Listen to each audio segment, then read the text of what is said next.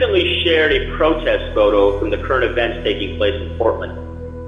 It's a picture of a woman sitting naked on the city streets with her legs open towards a force of militarized police.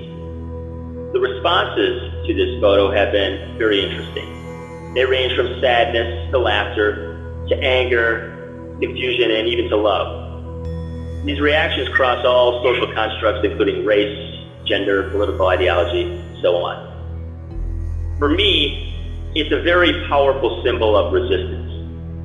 Having spent my entire existence being validated for something I was simply born into has left me with a lack of experience and therefore a lack of knowledge for what it's like to live and breathe on what I call planet man. After all, I am a man, and even if I've done everything possible, which is impossible by the way, to listen and believe my brothers and sisters who were not born into my circumstance, whiteness and or maleness, I still will never truly know what it's like to experience a world that doesn't want me.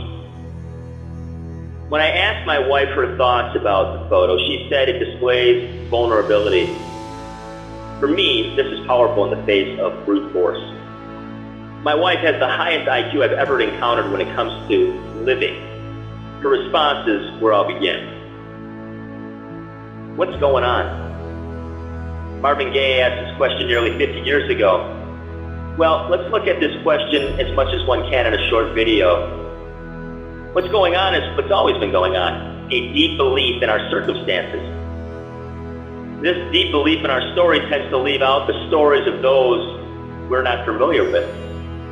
The issue seems to be we think we know the stories of those we leave out because we sure have some thoughts and judgments about them as individuals and collective groups. Vulnerability begins with letting go of the control of having to know. I don't know anything about the woman in the photo or her motives, but I experienced something from viewing it. Clearly other folks experienced something else from it. My baseline is I know nothing because when it comes down to it, nobody does. If we did, the collective circumstances we find ourselves in would be a little different, is my guess.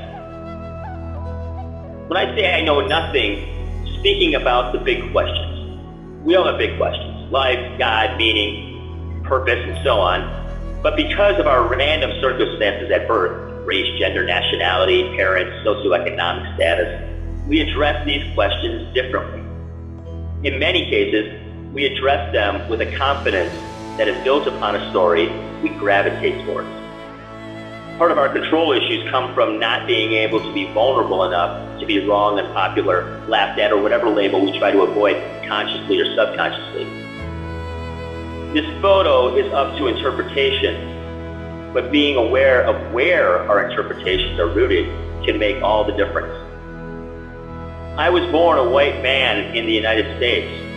I may interpret this photo differently than, let's say, a brown woman in Yemen. Plus, the endless different circumstances not mentioned here in those diverse interpretations.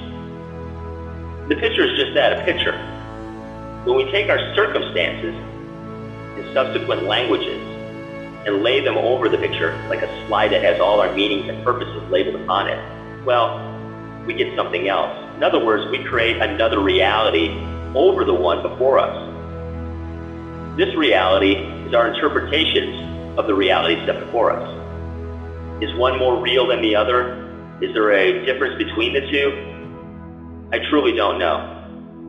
What I can do is look beyond these interpretations as best I can and explore the root of the narrative that has created my character. There I find vulnerability waiting patiently for me.